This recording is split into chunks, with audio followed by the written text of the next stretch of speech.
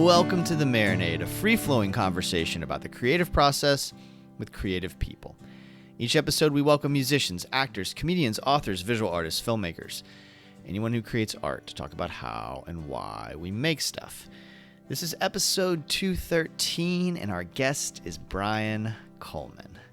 Brian is an acclaimed musician and journalist from New York, whose memoir, How to Prepare for the Past, Travels and Music in Time, is one of my favorite reads of the year. Y'all, this book is wonderful, and it's wild, and it's inspiring. It tells tales of encounters with huge names like Nick Drake, Van Morrison, Chuck Berry, Big Joe Turner, Bo Diddley, George Martin, and more. But the stories in these pages are not necessarily larger than life. They're deeply relatable and human.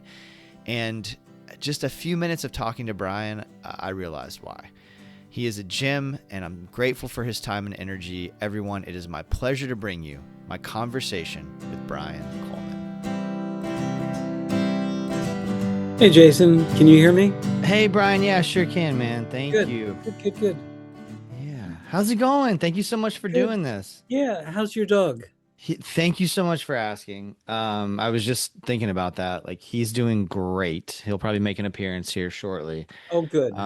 But yeah, it was really scary. He just had a respiratory infection, but I'm obsessed with this dog. And so, like, any ailment, I just immediately freaked out, and he's fine. No. Understood. That's they're your babies. Yeah, and I don't have kids. He's like my child. So, but yeah, he's doing great. Thanks so much for understanding and for being flexible. Yeah, happy to be here. Awesome, man. Well, I'm really excited to talk with you. Just devoured How to Prepare for the Past, your wonderful book, and there's so much I want to discuss with you. And the thing that I wanted to say first off, which I said in that Instagram post that I made about the book, was like, it just lit a fire under me. I mean, I write about music and culture and have for, I was just reflecting, probably about 17 years, something like that. And I love doing it, but like after you do it for a certain amount of time, one of the things that I struggle with is like not just rehashing the same way to say things and not just sort of comparing artists or experiences to something that everyone's already heard. And one of the things that's so great about your book is that it's fresh throughout, and like never get tired of it. It never gets old. So thank you for lighting a fire under me, because I have been writing quite a bit more ever since I read your book. Good. That's the best compliment you could give me. So thank you. For sure, man. And I wonder about that with you. Like, how conscious are you of uh remaining fresh and making sure you're not saying things the same way? And how do you achieve that? You know, I was going to say I wish I could tell you, but I I've made a career out of not knowing. Uh, you know, I sort of think when you go inside and start monkeying with the machinery, you get too conscious of uh, Mm. everything that's going on inside you. And you know, I find I'm oh, there we go. There he is. There's Bucket. So yeah, Great, I'm feeling great, better now. good. Um, when I first started writing, uh, I was about 17, and it it took me a while to realize that other people were reading what I was writing. I mean, that sounds stupid, but um, you know, when I was writing for Crawdaddy as a kid, really at 18, um, just the world was really new, and no one in England had ever heard of Crawdaddy, and that was really liberating. I Mm. had nothing to compare myself to. I had nothing to live up to. And when I, you know, was a year or two older and I started writing for Cream, I wasn't writing for Cream. I was writing for Lester Bangs. Lester sort of tapped me and got excited about having me work for the magazine. And, he was such a great character. And he was, I was friends with him for years before I met him, and then when I met him, he was sort of pissed off that I wasn't fucked up because he would call me at midnight or 1 in the morning, and I was a sophomore in college, and he would start ranting about all the drugs he'd taken and how much he'd had to drink, and just to be sociable, I would sort of go, "Yeah, me too." And the reality was, I'd maybe had a beer, and I was, I was a nerd. I basically was writing my papers and trying to write fiction.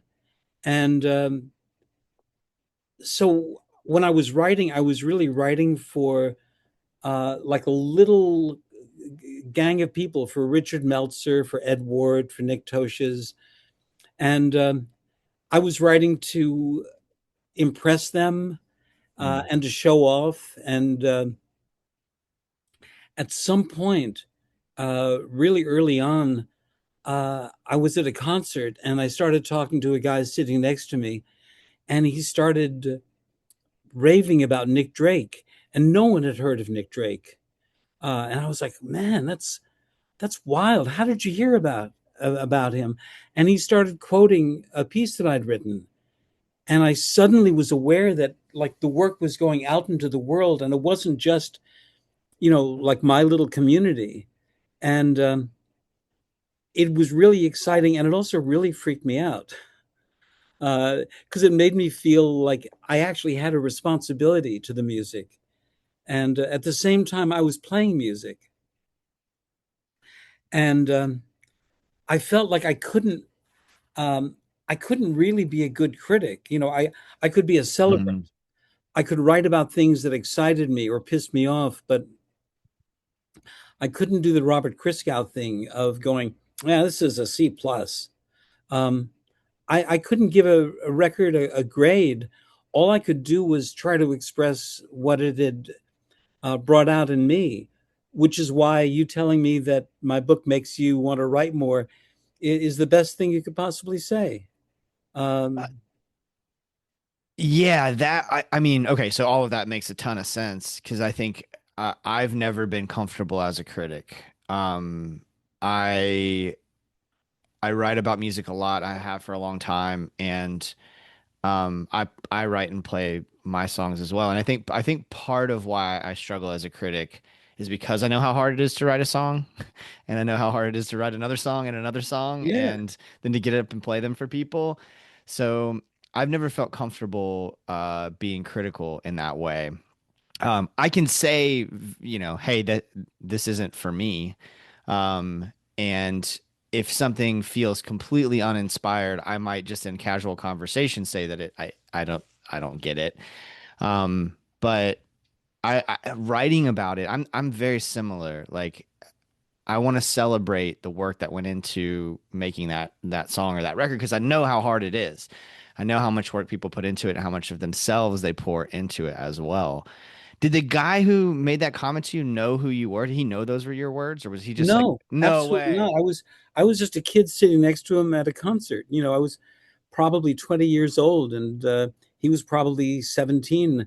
And I didn't say any. I might have said, that I'd written that, but I don't think he believed me, and I don't blame him. What an easy thing to say. Yeah, that was me. Yeah, yeah. Okay, so at what point, let's back up a little bit if we can, because one of Sure. the things that's interesting to me, one of the essays in the book, you talk about having a quiet home life growing up. And I wonder like at what point you kind of acknowledge that you were a writer or a creative, and then also was it when you started really writing for Crawdaddy? Was it before that you kind of got it, that you were someone who could write and needed to write? And then do you think that quiet home life allowed for like introspection that made you a better writer? Um, you packed a lot of questions in there. So, um, let's not go too deep because I could rant on for hours. But my parents were, my parents were older than the average bears. My Mm. dad was in his 60s when I was born, and he had had a family. I mean, he had two kids before I was born who were both married with kids before I was born. Mm. Um, and my mother was it was his second wife, and she was not as old as he was, but she was about 48, 49 years old when she had me. I was a mistake, an accident. And from the time I was about 10 or 11, my dad was in frail health. Now, he had always been a very active, beyond active. I mean, he worked in government and in business and in show business, and he shuttled between the three things with great dexterity. But suddenly, when I was still a kid, he was more and more frail and more fragile, and it got to the point where when I was about 12, he needed to move into my room and have a nurse nearby. And there was no room for me at home. So I was sent off to a boarding school. Mm. And, I mean, it almost feels Dickensian, but, really, I was sent off in the eighth grade. And I was sent off to a school that probably in the 1940s had been a wonderful place, or at least had been a viable place. But, this was the late 1960s, and they were scrambling to try to restore what they felt was their old glory. And their old Mm. glory was Eisenhower. And so it was a place where you had to wear jackets and ties to everything. You had to wear jackets and ties to go to the toilet. Mm. Classes 6 days a week, chapel 7 days a week. No radios, no record players, no musical instruments. Ugh. For me, it was a nightmare. So, in a sense, it prepared me uh, in lots of ways, both right and wrong. It forced me to be introspective. It also forced me to be sneaky.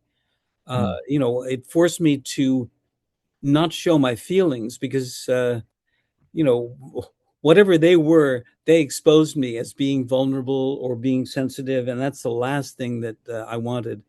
So it prepared me for being a journalist. Uh, for hiding what you're and not revealing everything. Um, and I guess it forced me into having, a pretty healthy or at least dark internal life. And, it forced me to um, think about words and think about music in a way that I think has served me well. It was not a happy time. Um, but it gave me an awareness of an interior world, and a lot of people I've come into contact with and that I've really admired in one way or another have had to learn how to be solitary.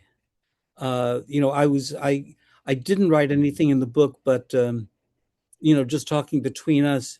Uh, I was very close friends with this wonderful musicologist named David Lewiston. And do you know the None Such Explorer series?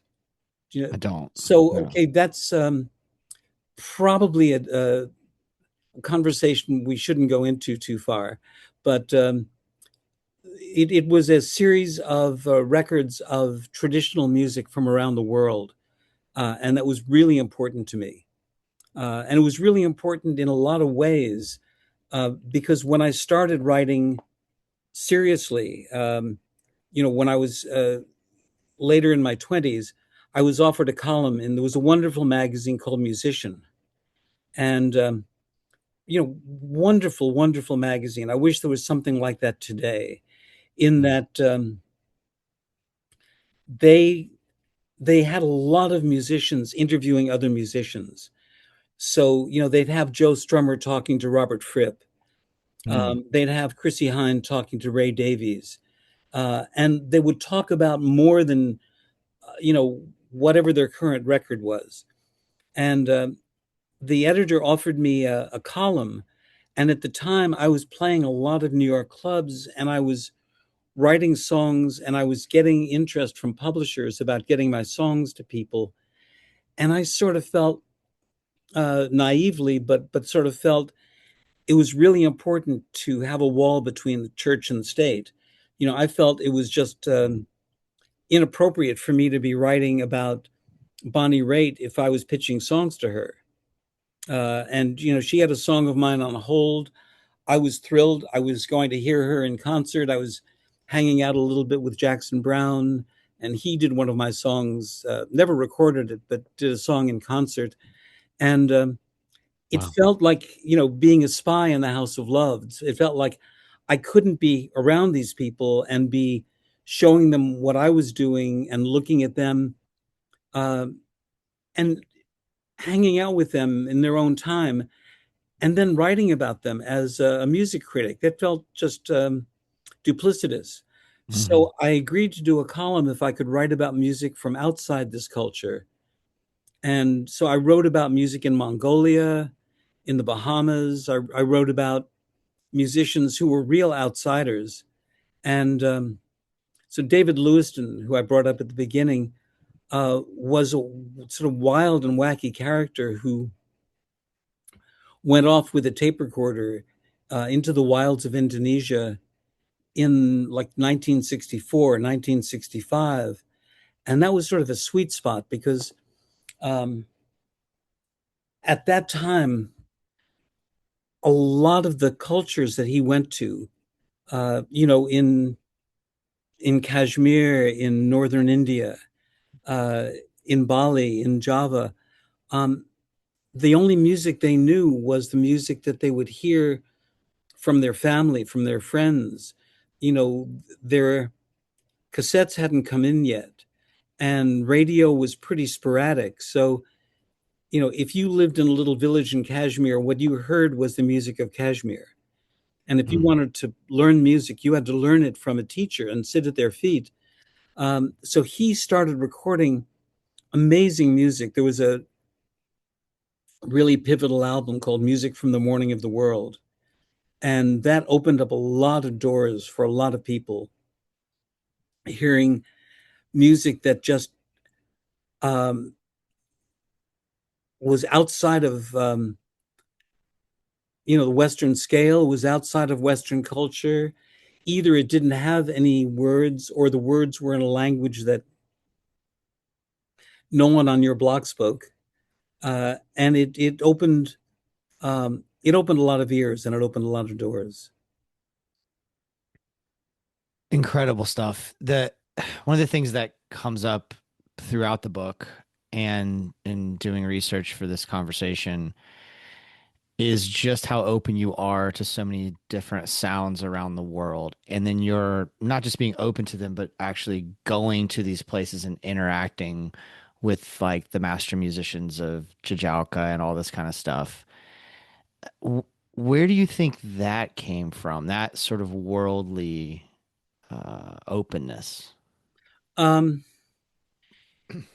you know, when I was first writing for places, every once in a while, I had to deal with a grumpy editor who wanted a story about uh, a musician I didn't care anything about.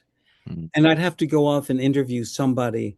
I mean, most of the time I was lucky and I got to interview people that were either important to me or who showed me something that, resonated. But, meaning no offense to any of these people, but uh, if I had to go and talk to Phil Collins, for instance, he'd have a publicist. I mean, even if there was interest in being in the magazine, I'd be given half an hour, Hmm. and it would be a meet and greet, and it'd be hello, hello, and how do you like the record? And thanks very much, goodbye.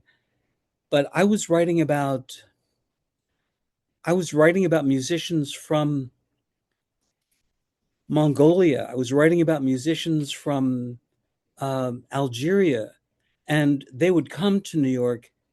And frankly, at that time, there weren't that many people who were writing about it and who were available. So I was sort of the first call. And these people were not only giving me their time and their energy, but they were so excited that someone was listening. Mm. And so it wasn't just, hey man, I have this new record and I hope you like it and play track 3. They wanted to explain what they were doing to me. And in a lot of cases, they would invite me to come to Morocco, to come to Algeria, to go over to Bali. They wanted to show me like what they had learned. They wanted me to meet their teachers, and it was a wonderful education.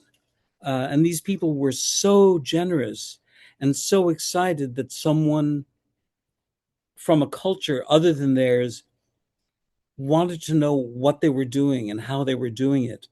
And it was really humbling, and it sort of forced me to examine my own music and my own motives because you know I had a lot of opportunities, and I was out in the world. I was playing clubs. I was doing demos for labels. I was getting labels interested, and at the same time, I knew what I was doing. Some of it was pretty good, some of it was pretty bad, but I wasn't on a level with some of these people who were, frankly, masters of their instruments Mm. or of a style that they had developed. And so for me, it was always a balancing act. I had to somehow find a way to navigate the fact that I had I had an urge to create. I had a vision that I wanted to pursue, and at the same time, I had a responsibility to these people who needed my ears and my eyes and my pen. And what was really exciting was being in situations I was traveling with where I was traveling with um, or spending time with people who were opening their lives and their world to me, and then having them realize that on a very small level, I was doing the same thing they were doing. Do you know Mm. who Shep Khaled is? I do, just because of your book. So, I mean, Khaled is this incredible singer, and just um, heartbreakingly good. And I was driving around with him, and I'd been with him for about a week, and I sort of felt comfortable enough to mention that, I went out and I performed and I played music, and he was sort of gobsmacked. He couldn't believe that. And he asked if I had any tapes with me, and I had a cassette. And we're driving around outside of Marseille, and he puts the cassette in, and the song comes on, and about 30 seconds in, he just cracks up laughing. And I figure, oh man, I guess it's not very good. He's just laughing at me. And he just shook his head and went, no, no, no, you're a monkey too. You're a monkey too.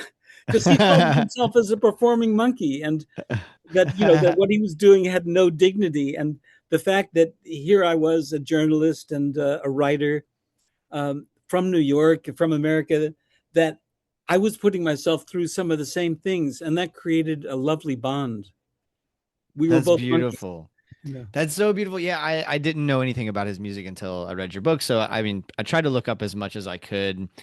There are so many interactions in the book with all kinds of different musicians and all kinds of different amazing characters.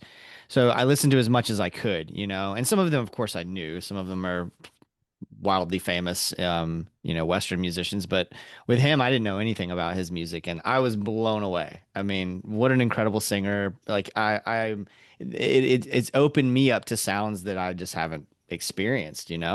So that was very, very cool. That had to feel really good to like be brought into his world, like the recognition, of like game recognizes game kind of thing. That had to feel really good. It was really, I mean, I don't want to repeat too much that I wrote in the book, but the thing that was really interesting was, we were getting along. This was before I played him any of my music, but we were getting along pretty well. But I realized, you know, I was about to go on the road with him for 6 weeks, and it was fine for me to be hanging out with him in Marseille or in Paris, be backstage, and it was pretty safe. But suddenly, I was going to be traveling as part of his whole team, and I think he needed to vet me and make sure that you know I I could be a jerk, but not a really big jerk. And he decided to put me through this wild test where we're driving around, and he suddenly goes, there's this little village outside Marseille I want to take you to. And, it's all Iraqis. And, this is the start of the Gulf War. So it's like, yeah, sure. And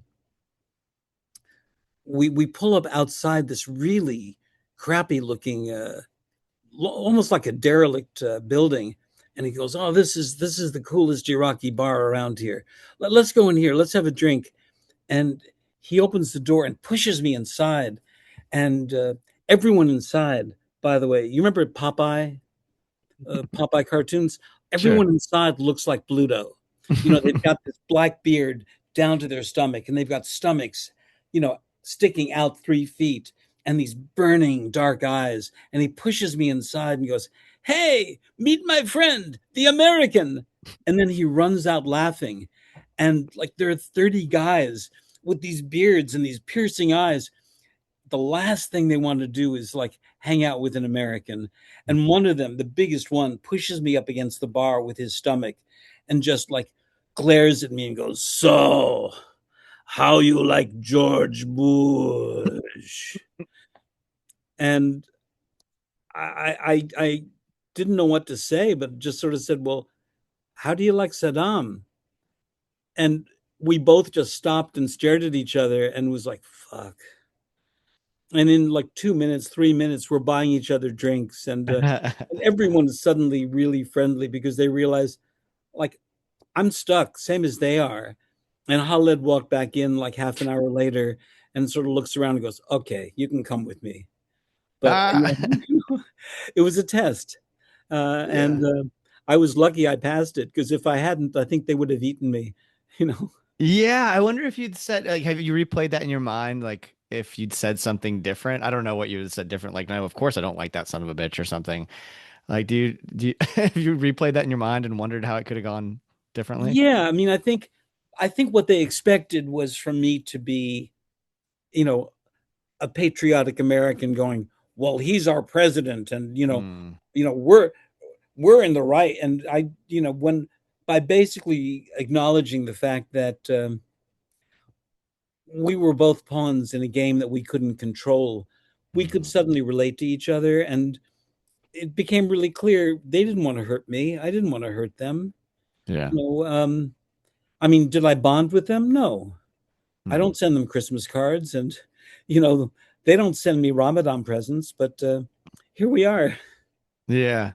Okay, that brings me back to something you were talking about Sure. Lester Bangs earlier, and the that story's in the book about how like he would call you and you would kind of fake like you also were fucked up. Yeah. There's a lot of adventure in the book. You've lived quite the life. There are moments where you are around people who are I think about, for example, you talk about Dr. John a fair amount and like some of the struggles that he was going through, and there's some when you think about some of these people, they become larger. Dr. John's an icon, right? And so there's like these, I think sometimes we lionize them, those of us who are fans of that kind of music, and the humanization of the people that you talk about while also respecting them comes through time and time again. But one of the things I kept thinking about was like how you kind of kept it between the lines all these years with all these adventures. It seems like you kept your shit together. Well, in some cases, you're around people who aren't necessarily keeping their shit together. And I wondered how much you think about that, or is there something to you that is that accurate also? But is there something to you that keeps the train on the tracks? Um, that's something I've always worried about a little bit because I've always been attracted to people who, in one way or another, are out of control, and who can't cope with a lot of daily life Mm. for whatever reason. Um, and in a lot of my friendships, in a lot of my relationships, I've been around people who were um, or are really damaged or really broken or just really fragile. And what I had to realize was, it wasn't so much that I needed or wanted to be the grown up in the room, because I didn't. I wanted to be on the same plane that they were. But a lot of times, my needs were very different than theirs. I had a really, really dear friend who was a wonderful musician and who played guitar in my band for a while, and who was, I don't want to elevate it and say who was a genius, but who had an ability to get inside of sound and music that was heartbreaking and so beautiful. Um,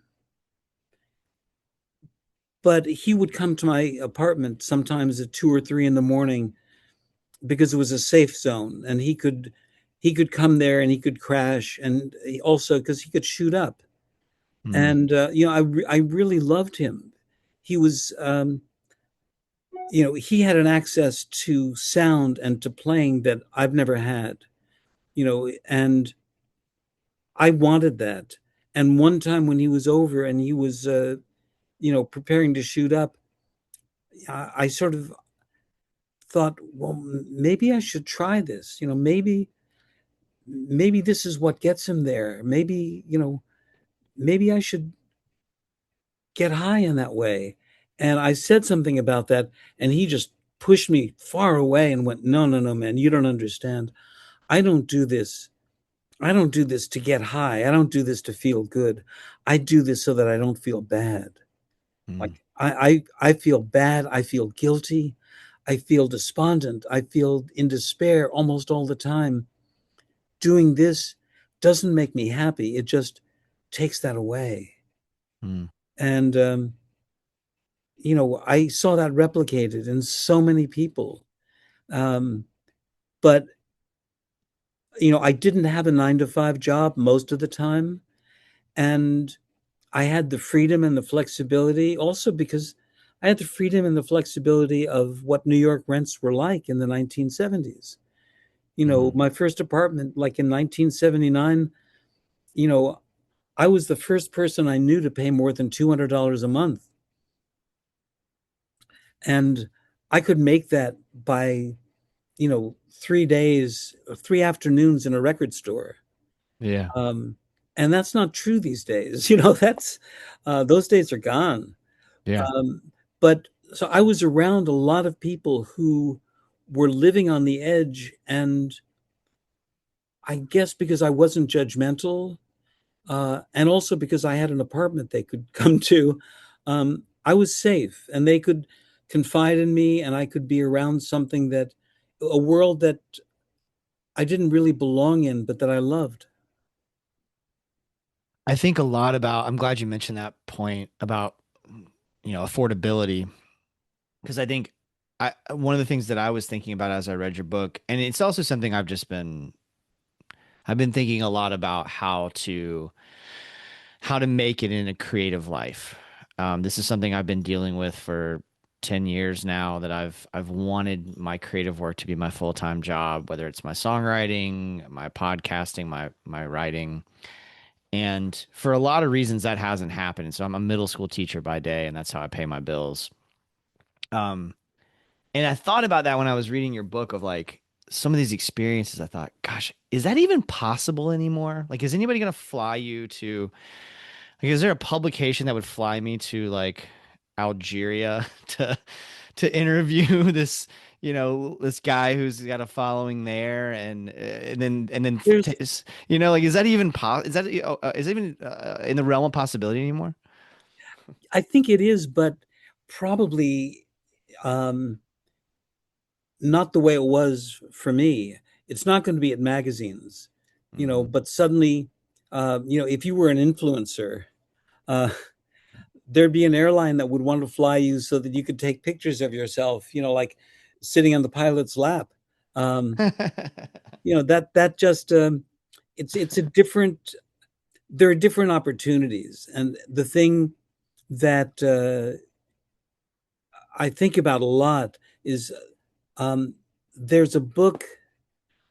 Um, I think it's called On the Record or Off the Record by a guy who was a journalist who then became a record executive and then became like Mm.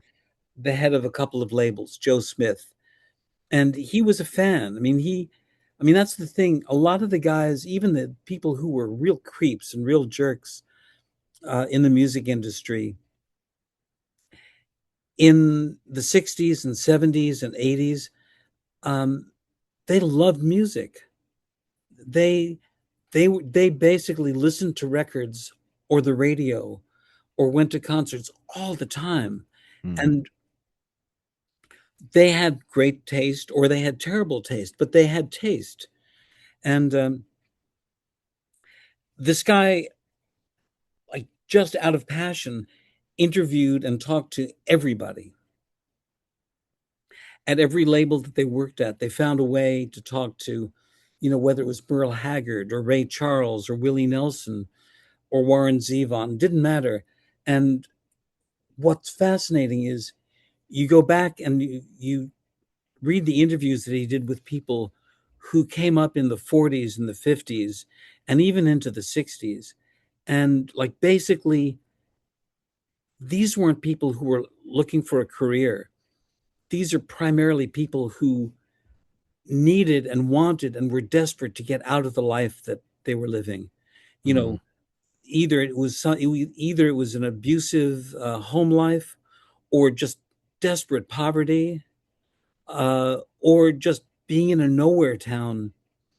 And they would do anything. If someone said, we need someone to just carry equipment, they would do that.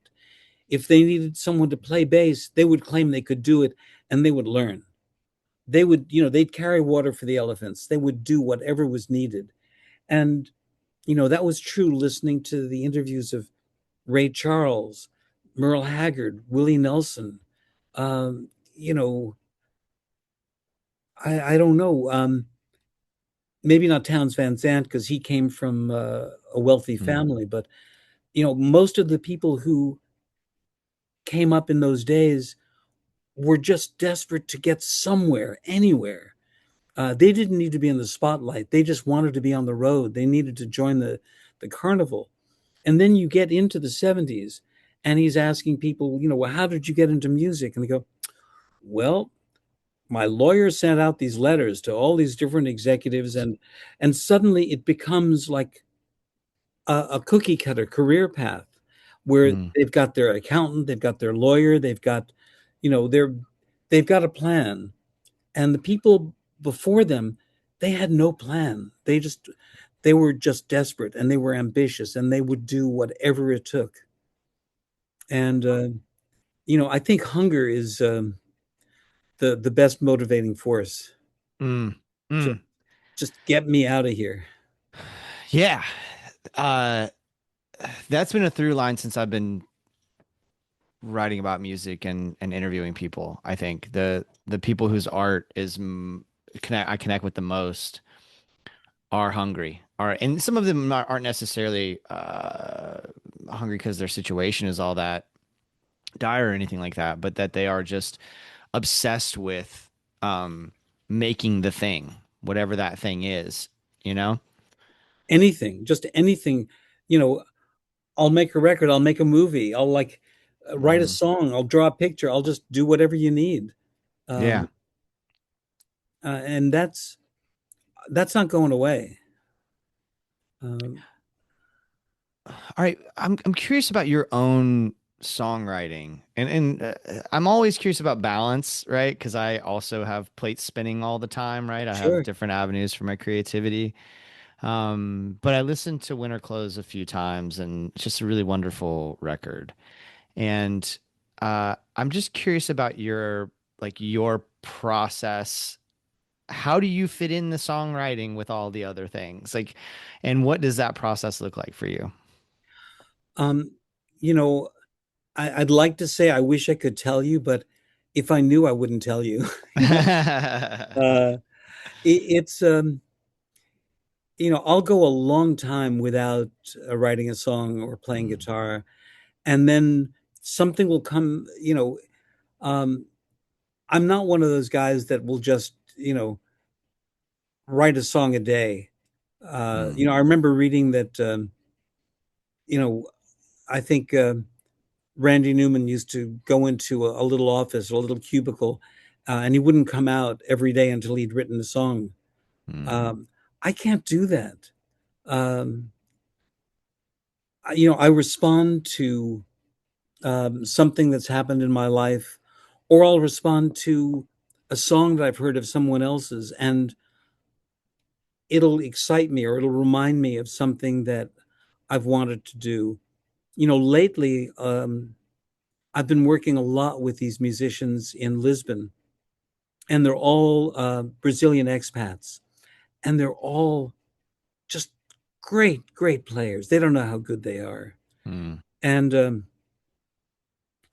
they're so excited about um, playing music. And they're not desperate in the way that people here are. I mean, they've got health care. No one over there is worried about losing their apartment. No one there is worried about not having dinner. Um, mm, but they're really excited about the whole process of making something. And I worked with a few musicians here where I mostly write songs on my own, um, and more. I don't know how you work, but more and more, because I can play guitar okay, yeah, but same. the reality is I don't have a lot of tricks. Hmm. And when I write a song with a guitar in my hand, I tend to go to the same places, the same chords, and the same rhythms. Hmm. And sometimes it winds up being pretty good, and then sometimes it's just one more. But when you're doing it, you don't know. So to get myself out of that habit, um, I started just going for walks and walking in a particular rhythm and writing a song in my head. Mm, And then once I've got like a rhythm and I've got some lyrics together, then I'll pick up a guitar, and it'll force me, because the pattern will be different than what I'm used to. It'll force me to write something a little bit different. And I mean, that's not necessarily it's not necessarily different and good, but once in a while it is. And when it is, it's something that I wouldn't have been able to do if I'd started in the normal way. Do mm. you know what I mean? I do. And that's so similar to my process. I mean, I write pretty frequently lately, especially. Um, and I'm relatively late to taking songwriting seriously as a hobby. My debut EP will be out later this year, and I'm Great. 45. So yeah, I'm very excited. I'm actually gonna go hang out with my producer tonight and talk about some things. And so, I think for me, I've had the luxury of like almost 10 years of interviewing artists about their process before I actually put my first record out. But I'm not a very good guitar player. I have a very good sense of rhythm and I hear melody, but hearing it is one thing. Making it happen on my guitar is another thing for me and a struggle sometimes. But the walking thing, my process is almost identical. I go for a lot of walks, and where I get it in my head, and I always have my notebook on me in case an idea comes up. I'll stop, usually with my dog, stop, write something, and then when I get home, try to figure out how to create that melody that's in my head. Right. Yeah. Right. Now, do you have a guitarist or a keyboard player or someone that you can bounce ideas off of? I do. Yeah, I have a few of them. I mean, my community here is, I'm in Orlando. Okay, My community here, most of the people that I spend time with are musicians. So, we don't sit in a room necessarily and bounce ideas in that way, but I do frequently talk to them about what I'm processing and how to get from point A to point B. And right. everyone's so supportive here. It's an unbelievably supportive community. Well, I mean, it's always. I don't know if how far Orlando is from Coconut Grove, but I remember in the '60s, Coconut Grove was sort of like Florida's Woodstock. Huh. John Sebastian from the Love and Spoonful used to go down there, and Fred Neil, who wrote Dolphins and Everybody's Talking at Me, uh, would hang out in Coconut Grove whenever they could, Mm, uh, because there was a sense of uh, almost like a Brazilian sense hmm. of music just flowing and of people's lives and their musical lives being one. Um, I don't know, that's always appealed to me. Coconut Grove's down there. Okay, so I wasn't familiar, but it's down in like Miami, South Miami. So that makes sense to me because there's such a confluence of cultures there. Miami's unlike any other city in Florida, Right. and it's so sprawling, and there's so many different areas of it. I'll have to get down Did you there. grow up there in Orlando? No, I'm from Kentucky, but I grew up for the most part from age 8 to 18. We were in Ocala, Florida, which is about an hour and a half Okay. north of Orlando. So kind of a mid-sized southern town. But Kentucky, so you got the Everly Brothers in your blood. I got all that good stuff in there, man. I mean, Kentucky, we're fiercely proud of the musical heritage, the Keith Whitleys and now the Tyler Childers and S.G. Goodmans and Sturgill Simpsons and on and Bill Monroe. I've had Peter Rowan, who was in Bill Monroe's Bluegrass Boys, on the show.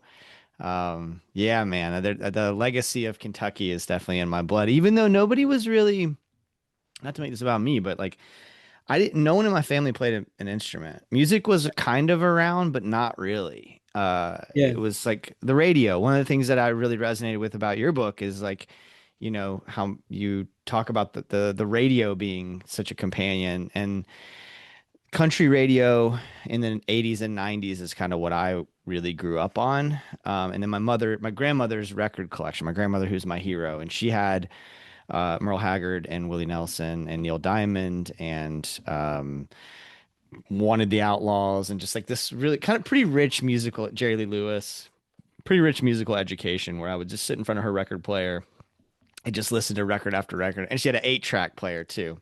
And I would listen to nice. 8 tracks. So that was kind of my musical education. But in Ocala, it wasn't like, it wasn't encouraged. It wasn't discouraged, but like athletics was the thing, like Yeah, the football team was celebrated, the baseball team was celebrated. So I gravitated towards sports, um, because girls liked the guys who played sports and I wanted girls. So, right.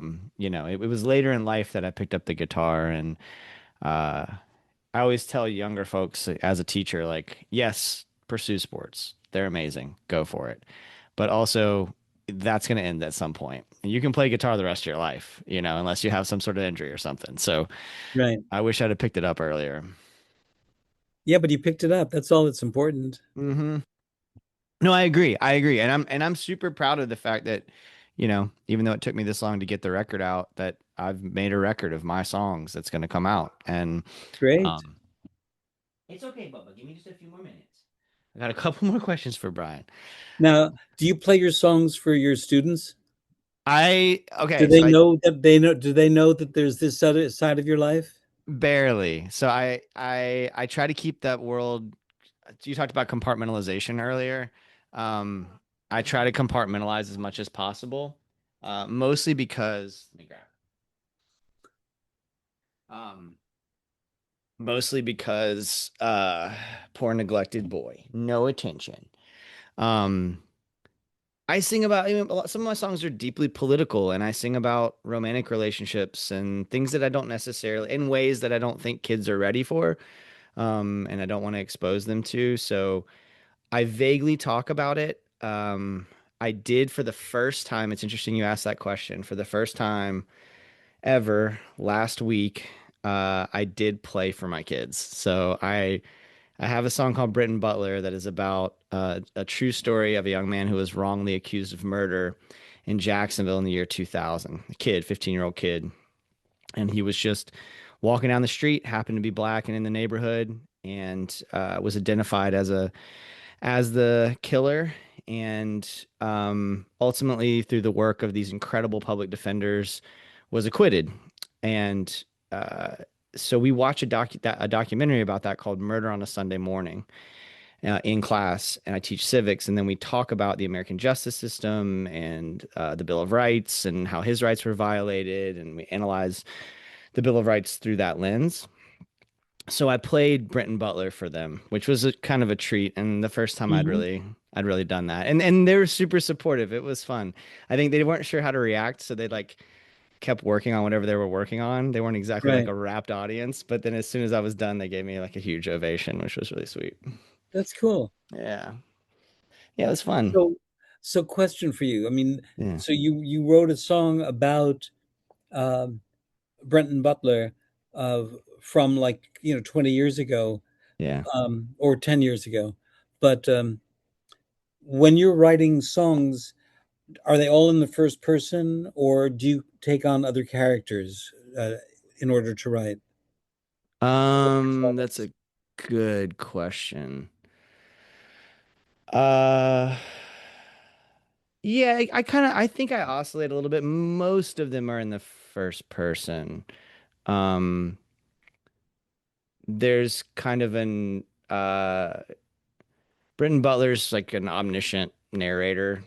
Um, a lot of my love songs are first person.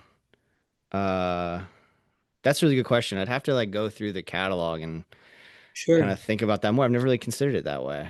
No, only because I find that writing from someone else's perspective, Hmm. writing a song that Bucket might want to write, or one of your friends, or one of your enemies, if you have any, can be really liberating. Mm. Where you're taking on a different persona and a different perspective, and Mm. that's something that I've found can be really exciting, especially when people respond to it and get really angry about it. Uh, Mm. anger's a really interesting response when people listen to something that you're doing and it pisses them off. Um, you can feel something coming from them, and uh, I get excited by that. I have a couple of like several political songs, and one of them is called Welcome to Florida. I wrote it, it'll be on the record after the Don't Say Gay bill was passed by the Florida legislature here. And uh, I was just pissed off at what was happening in the state and so forth. And I played that with Brenton Butler. And then I think I played My Town, which is a song about Ocala, where I grew up, which is like I introduced it as a love letter to my hometown. And then the very first song, the very first lyric is God, I hate this town. Almost Right, everyone in it, they worship a fascist clown, and no one seems to get it. Um, I that song I played one time, and then there's a guy I know in the neighborhood, in my neighborhood here, who I just knew like from just being in the neighborhood. And he came out, and then I saw him about a week later, and he's like, "Hey man, good job the other night." He's a singer, and he was like, "Pretty controversial though, huh?" And I was like, "Which part?" He's like, "Well, I don't know, some of those songs." And I was like, "Oh, this is the part where gay people should have rights, or the part where black people should have rights? Like, what really got your panties in a wad?" And then I learned about his politics, and I went to vote, early vote this in the last presidential election, and he was two people in front of me to vote, and it took 2 hours to get through this line, right?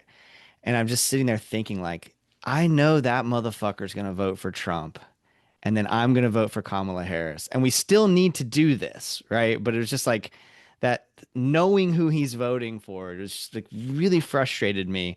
And I went home that day and I wrote a song called In Line to Vote. And it was about like the Mhm. idea of this guy's going to vote for a guy who has said he's going to be a dictator on day one. And I Right. was like, in line to vote against your right to vote. It's a pretty wild thought. And Yeah. so all of that led to so that his like anger toward me and that tension that we felt, led to that moment later where I ended up writing another song. So it was creatively fruitful, I guess, to kind of build on your point.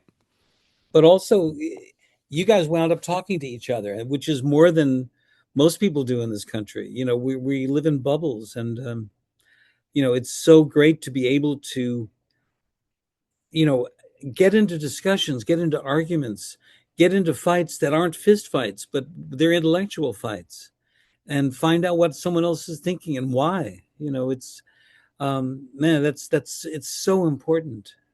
It used to be so commonplace. I used to love like going to a bar and having a drink with, somebody who I don't agree with and us getting into politics. It used to be Yeah, so enjoyable actually.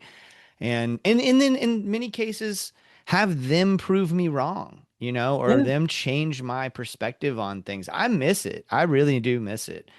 Um, and I don't know how we get back to that, but I think yeah, he and I did. I mean, Joe and I did, we disagree uh, pretty dramatically about how the world works and how it should work. But, when we see each other, we're cordial and, we usually just talk music, but every once in a while, politics will come up. We have a conversation and agree to disagree most of the time. But yeah, it is. I agree But with you. I miss it. that's healthy. That's Yeah. really healthy. And the absence of it is really, a cancer. Yeah. Excuse Um, me. Um, Ryan, this has been such a pleasure. We usually end things on what you're getting down on. So that is the art that has you inspired at the moment. So it could be a book you're reading, music you're listening to. um, you know, not to be self-serving, but what's exciting me right now is, at this stage of my life, having a book that's out in the world and getting to talk to you and getting to do readings. And you know, I did a reading out in California about a year ago. I was part of a political blog called the Journal of the Plague Years, Mm, and a number of the articles wound up getting published in an anthology. Uh, and they flew me out to California, and I did a reading at 29 Palms, and I was so excited to get to do that. It was really a thrill. But what was so weird was a lot of the people, because there were some people who have been doing this for a long time and who've had a lot of books out. A guy named Steve Erickson, Michael Gilmore, um, and they're very experienced and they're very. I don't want to say they're blasé, but because they've done this, there was this sense of like, oh, let me just get this over with, and mm, they weren't phoning it in exactly, but they felt like it was a duty as opposed to a pleasure. And mm, what's been exciting for me is getting to read my stories, getting to talk to people who are interested. And it's so much fun. And it's bringing a lot of energy and a lot of life out of me.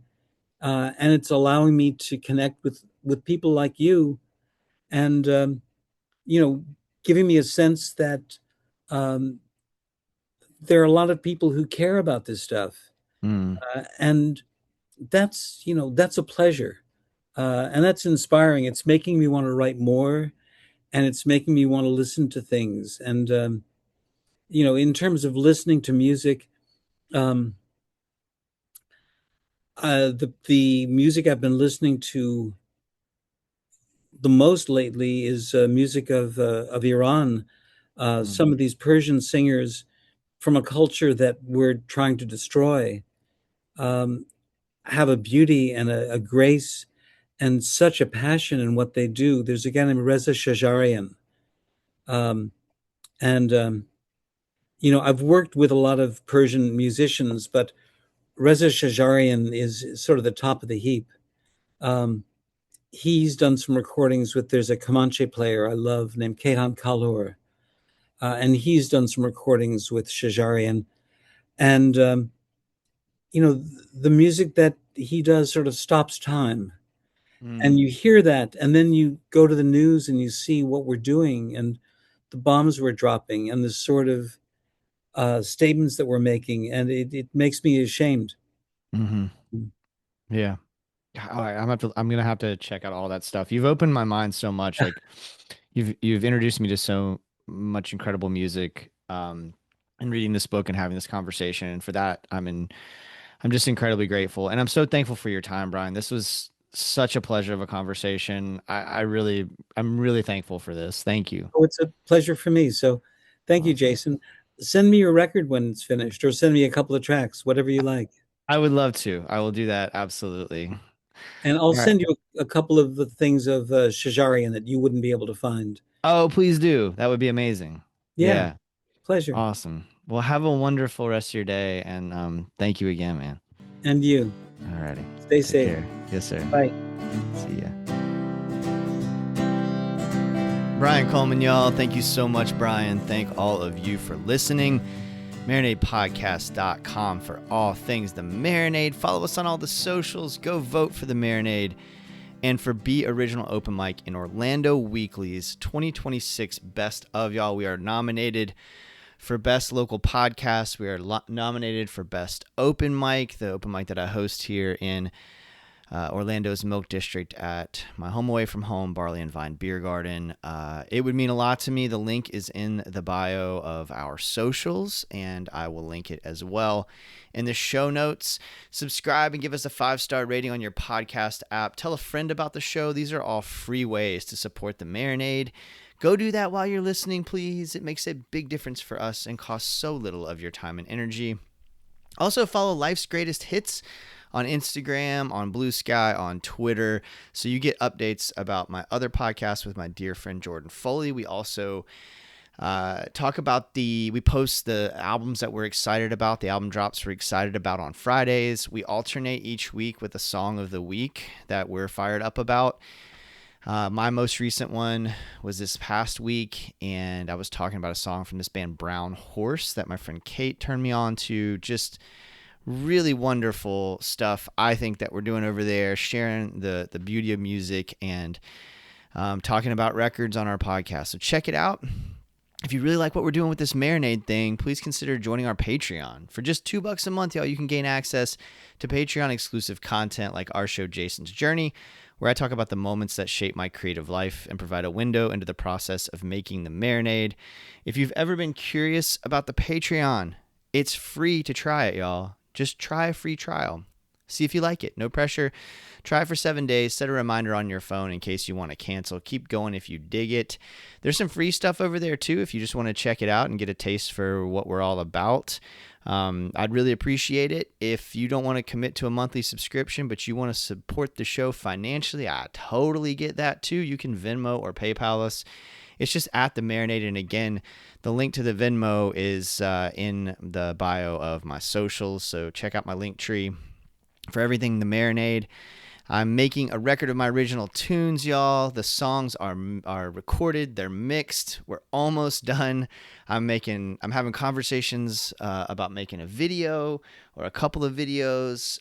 If we could get $1 from everybody who listens to the show and spreads the word, thank you to everybody who's already contributed. We would be in great shape to print CDs and get the merch made that I want and some other things. So I'm going to put a tier on Patreon. If you are interested in a physical copy of the album, you can be the first to get it. And if you want a shirt, I'm going to put a tier for a t-shirt as well. So check it out, patreon.com/Marinade Podcast. Above all, I'm just so thankful that you listen and spread the word about the Marinade. And until next time, go out and create something. Cheers, y'all.